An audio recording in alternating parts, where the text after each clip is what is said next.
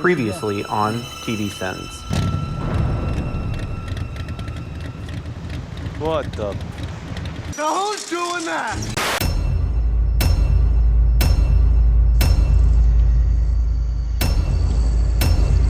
The 70s. A little girl standing still and staring away from the camera in a horror genre cliche, combined with a creepy dilapidated house behind a wrought iron fence in the horror genre cliche. What the hell good is this gate without a corresponding fence? Why would you ever even close it? Are there occasions when you don't want people using the actual brick walkway? Is this a please walk in the grass gate? Shut your mouth or we're gonna kick your ass! So they would be batting her ass and not kicking it, right?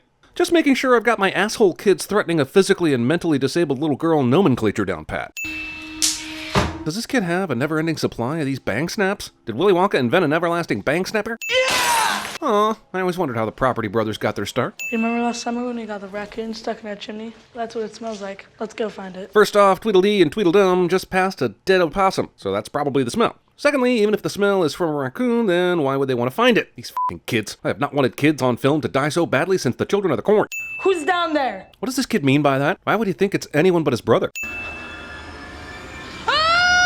Well, that went entirely exactly as expected. Today? When the hell is today? Like October 15th, 2018 today? Like October 5th, 2011, the day this came out today? Or like some kind of time-shifting reality where whenever the viewer sees it, it automatically becomes that day? And the fashions, cars, and pop culture references in the show all adjust accordingly today? Because if it's that last one, call me Jesus, because I'm taking away all the sins. Spoiler alert, it's not. 35 Drumlin Road. We're sending a patrol car. Please hurry, please. Why bother calling the cops if you're going to knife investigate the intruder yourself? And why wouldn't the 911 operator tell her to get out of the house if she could? Well, at least the show provides the viewer with the opportunity to play the Dylan McDermott, Dermot Mulrooney game if they get bored. And that's totally Dermot, right? Show has the gall to opening credit on us for a full 20 seconds before even showing us the first name, leaving us to think we're watching something important to the episode before stabbing us with a giant name right in the eyeballs. From the mind behind Glee comes yet another traumatic and deeply disturbing look into human psychosis. Dylan McDermott has driven an actual car before, right? He does know that occasionally you're supposed to look at the actual road. Really glad we named you Violet instead of our second choice.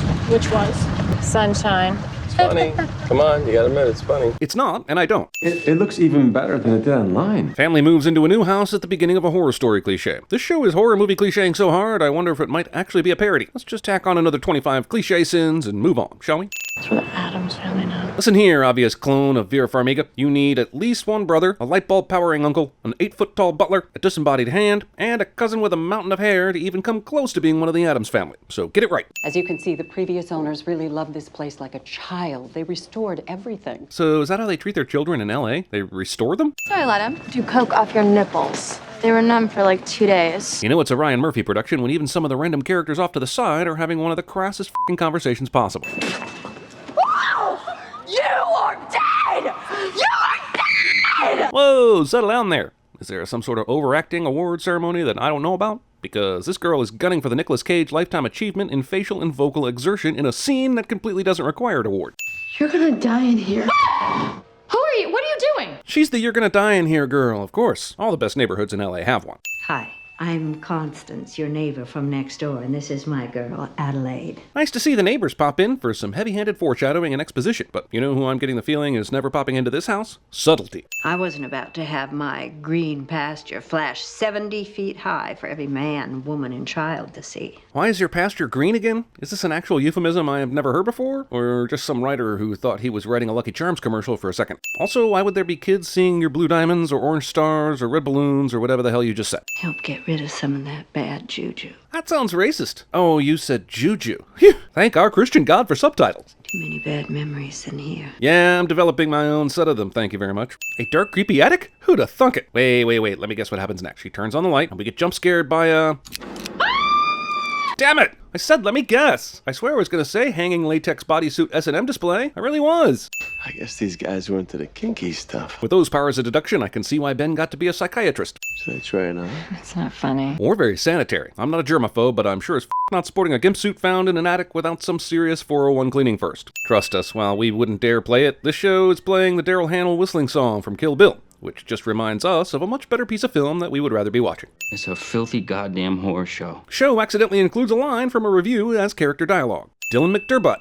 I work Monday through Thursday, Thanksgiving on, Christmas off. These are some gullible-ass people. Vivian somehow assumes the realtor wouldn't have mentioned the house comes with a housekeeper, and Ben is giving sessions to a client who just seems to appear at his house with no car. The Harmons may just deserve all this. I cleaned the mess. You'd never know. Well, it's kind of in the job description. Not sure why O'Hara is bragging about this. In the ongoing saga of Dylan McDermott tries to act human while doing things, I submit to you banana eating. Who holds and eats a banana like that? You're gonna have to forgive me one day. In all of Ben's dealings and teachings as a psychiatrist, does he not have a better approach than this to making his wife get over his infidelity? You think I'm lying to you?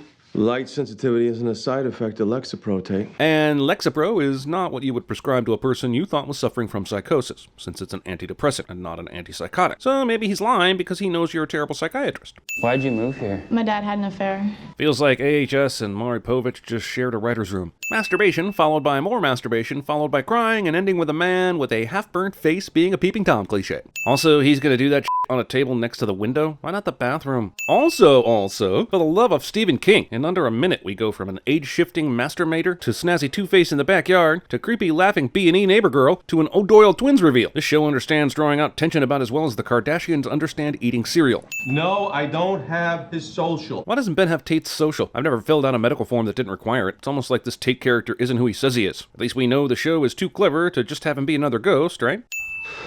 So, do all women see older Moira and all men see younger Moira? And why is that? Why would she even be able to appear as two different versions of herself? All of the other murder house ghosts appear as the age they were when they died. I can't even look at your face, Ben, without seeing the expression on it while you were pile driving her in our bed. I screwed up! What is with the overacting in this godforsaken show? I mean, Knob Dylan here has obviously lost his mind, but I know for a fact Britain's Got Talent, and even she seems like she's forgotten the definition of the word nuance. How many times do I have to say it? I'm sorry! Considering this takes up about 67% of this pilot, I'm guessing a lot, but why is this storyline even in here? Just give them money troubles so they have to buy whatever they can, and then they get the haunted out of them. An insane number of ghosts f***ing with these people is enough drama to fill up 12 episodes. We don't need this soap opera nonsense. You know, I could show you statistics on how many men cheat after a miscarriage. Well, that seems like a delightful idea. Whoa, come here. What happened to your face?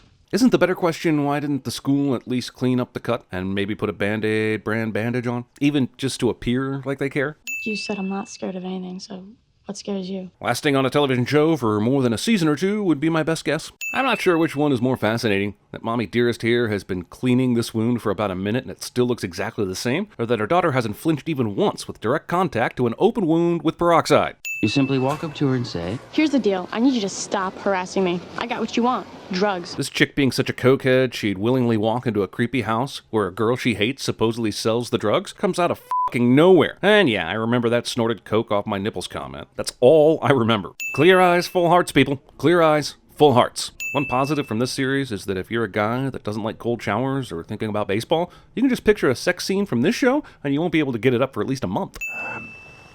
Now is not your time. So here's the lowdown. Tammy Taylor is having latex bodysuit sex with an unknown suitor upstairs, while Bobby Donnell is trying to burn his hand downstairs, but has his plan thwarted by the creepy Patsy Cline. Meanwhile, their daughter is being coached by Bricksilver on how to be the friendly neighborhood psychopath. Sheesh, I know this show is trying to get me to care about all these things, so I'll watch another episode, but I can't imagine anything I could care less about right now. Jump cut! Another jump cut! Jump cut to a car trunk. Strange angle from overhead. Look back. Zoom. Shaky cam. Zoom. Cut, cut, cut. Behold the fear we have created. Peeking in people's windows is still a crime, even in LA. Well, technically recording them without consent is illegal, but in most places, simple looking through a window without trespassing wouldn't likely be prosecuted, so I've heard. How deep would you have to be sleeping to not wake up when gasoline was literally poured all over you? Like convenient plot reasons deep, I'm guessing? Why is it that it is always the old whore who acts the part of a moralistic prude? I believe that's referred to as the circle of life. You only like Indian food when you're pregnant. She found this out just one day after the sexcapades?